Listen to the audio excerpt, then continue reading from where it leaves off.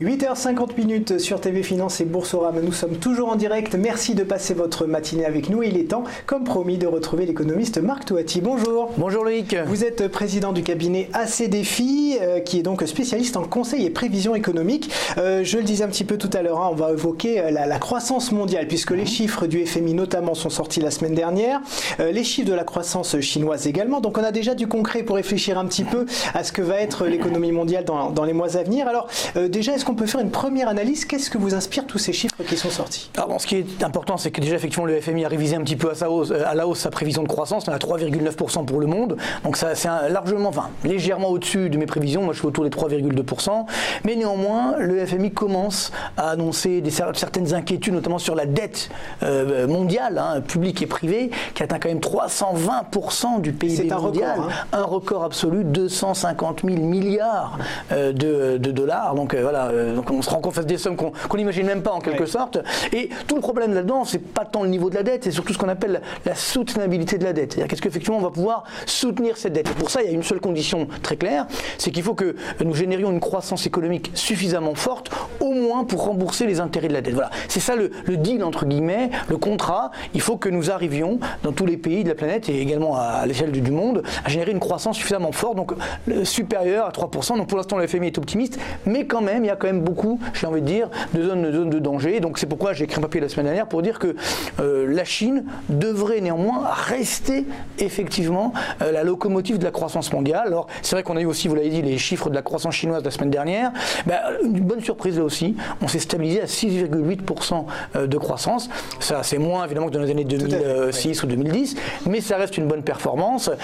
Et surtout la Chine, j'ai envie de dire, a de quoi réagir en cas de nouvelle crise. C'est ce que j'évoque souvent, c'est que si jamais demain effectivement on a une nouvelle crise, qui est quand même très probable, parce que d'ailleurs dire... Oui, c'est cette dette qui fait poindre le risque d'une crise. Il y a la dette effectivement qui fait peur, il y a les risques évidemment géopolitiques, et puis il y a simplement le fait qu'on a été un petit peu trop loin, notamment sur les marchés boursiers. On voit, c'est encore l'optimisme, l'euphorie. Donc on a plusieurs bulles qui se sont accumulées sur les marchés boursiers, sur les marchés obligataires, sur le marché immobilier. Ah oui, vous parlez du Bitcoin, etc. Donc il faut, entre guillemets, remettre les pendules à l'heure. C'est-à-dire que là, on est complètement en déconnexion par rapport à la réalité économique. Donc tout ça, ce n'est pas encore justement dans cette réalité, et notamment dans les marchés. Donc dès qu'on va avoir des corrections, évidemment l'économie va commencer à en pâtir. On le voit, on en reparlera, je pense qu'on le verra également en Europe.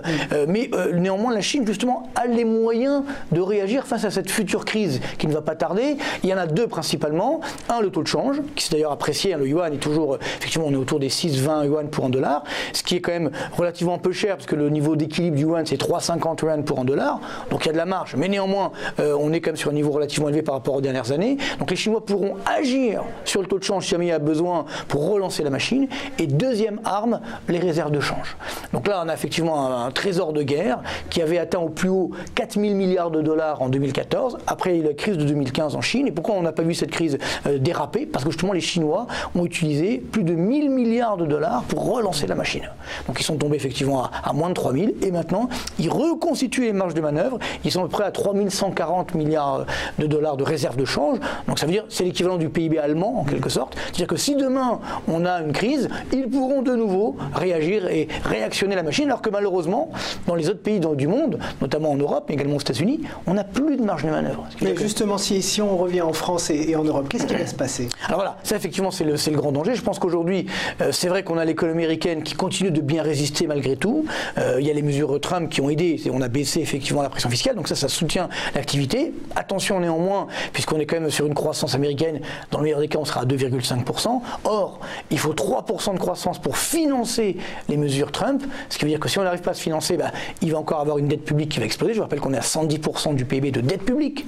Donc là aussi, en plus aux États-Unis, on a ce qu'on appelle le shutdown, c'est-à-dire le Congrès doit valider la dette publique. Donc si ce n'est pas le cas, on stoppe effectivement les dépenses publiques. Donc là, il y a quand même des dangers qu'on ne veut pas voir, mais qui sont quand même là. Et puis en Europe, alors c'est qu'hier on a eu des bons indicateurs, relativement bons, notamment dans les services, les enquêtes des directeurs d'achat. Une bonne surprise là aussi. On pensait plutôt qu'après 3 mois de baisse, ça allait continuer. Non, ça s'est stabilisé.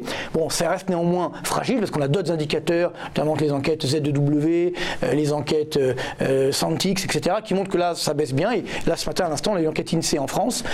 Encore une baisse d'1 point du climat des affaires en France. Ça fait 4 points de baisse depuis le mois de décembre. Donc là, ça montre bien que là aussi, on a mangé notre pain blanc, entre guillemets. guillemets, et donc qu'on est sur un ralentissement. Il n'y a pas d'effondrement, mais ça ralentit néanmoins. Donc là, attention, il ne faut pas trop compter sur une croissance qui va s'accélérer en 2018. Donc je pense qu'on aura au contraire un ralentissement en 2018 et en 2019. Donc pas de récession bien sûr, mais quand même un ralentissement assez net.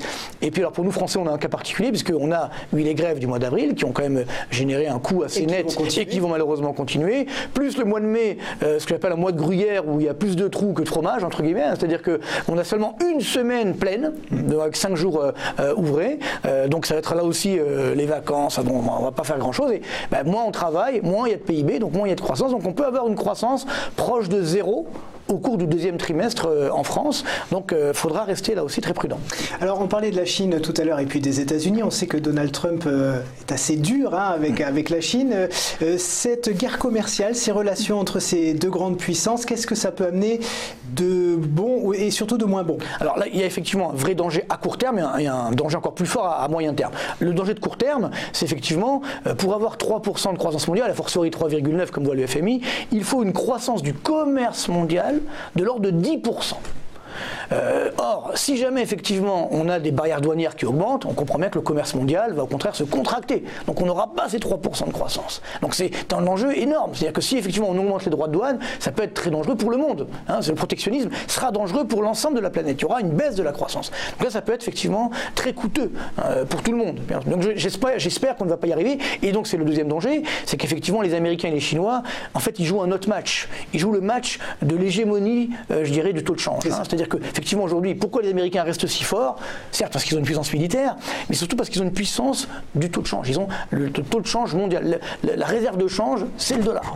Donc le dollar, ce qu'on appelle le benchmark, la référence. Donc tant que les Américains ont ça, ils sont tranquilles. Le jour où il y a un concurrent en dollar sérieux, alors là, ça peut être effectivement très dangereux pour eux. Alors on pensait que ça allait être l'euro, ça n'a pas été l'euro, parce que malheureusement on n'a pas les moyens d'affronter le dollar, parce qu'on n'a pas une zone vraiment terminée, entre guillemets. Donc il reste le yuan. Et les Chinois ont cette ambition. Mais simplement, ils ne vont pas faire l'erreur des Japonais dans les années 90, où ils avaient apprécié trop fortement le yen et trop rapidement, et ça a généré un effondrement du Japon. Eux, les Chinois, ont le temps d'attendre. Et le jour où, effectivement, ils auront les moyens de concurrencer le dollar, ça veut dire, par exemple, qu'on pourront payer leur pétrole en dollars, que les marchés internationaux des matières premières seront en yuan, et là aussi seront en yuan, alors là, le dollar sera menacé, et les États-Unis, évidemment, seront menacés. Donc là, ça sera une crise beaucoup plus grave que ce qu'on a connu, mais bon, chaque crise en son temps, ce sera pas avant 10-15 ans, donc on ne va pas affoler. Voilà, on a un peu le temps, mais en attendant, effectivement, les Américains et les Chinois se tiennent la barbichette, puisque effectivement, les Chinois, donc je l'ai évoqué tout à l'heure, ont 3100 milliards de dollars de réserves de change. Ils ont également à peu près 1000 milliards de dollars de bons du trésor américain. Donc c'est clair que les Américains ont besoin des Chinois, et les Chinois ont aussi besoin des Américains, puisque c'est quand même leur principal client. Donc c'est pourquoi, à mon avis, on va avoir une sorte de coexistence pacifique. Alors Trump fait beaucoup de bruit, mais finalement, je pense qu'on limitera effectivement les droits de douane, et on fera des accords inévitablement pour sauver justement la croissance mondiale et finalement également l'hégémonie du dollar à moyen terme. Alors dernière question, dans ce contexte, comment les marchés vont réagir selon vous dans les mois à venir? Alors voilà, donc depuis, j'avais annoncé il y a plus de 6 mois que si au bout de 6 mois les marchés n'avaient pas baissé de 15%, je ne ferais plus de prévisions boursières. Donc je tiens mes promesses. Ça y est, donc j'ai arrêté de faire des prévisions boursières. Par contre, je peux donner mon sentiment effectivement, c'est qu'effectivement, malheureusement, nous sommes, pour moi, sur des marchés, il faut être honnête.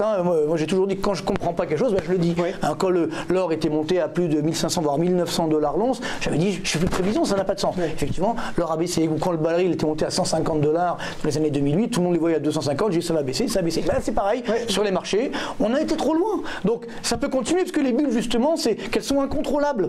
Donc oui, ça peut encore continuer. Donc simplement aujourd'hui, il faut faire attention, on a des niveaux de valorisation qui sont beaucoup trop élevés. Et pour tout le monde, que ça soit depuis l'entreprise entre guillemets pour les capital angels, c'est-à-dire les entreprises qui viennent, qu'on appelle les licornes, très dangereuses, des entreprises qui coûtent très cher, qui n'ont pas forcément, qui feront peut-être jamais de profit, jusqu'à Amazon, où on a ce qu'on appelle un price earning ratio, c'est-à-dire combien coûte l'entreprise par rapport au profit, de 300. Il faudrait attendre 300 ans de profit pour rembourser son investissement sur Amazon. Alors peut-être qu'évidemment les profits d'Amazon vont flamber, mais il y a beaucoup de dangers, notamment sur la réglementation, sur la fiscalité. On ne sait pas trop. Donc moi aujourd'hui je suis prudent. Bien. Et peut-être qu'on m'en voudra parce qu'on dira oui ça a continué de monter. Je dis oui ça peut continuer de monter, mais attention, la correction, oui, ça me fait même peur. La correction plus dure sera la chute, sera évidemment plus dangereuse et plus douloureuse pour les investisseurs. Merci beaucoup Marc Toati d'être venu sur notre plateau. Je rappelle que vous êtes économiste et président du cabinet AC Défis.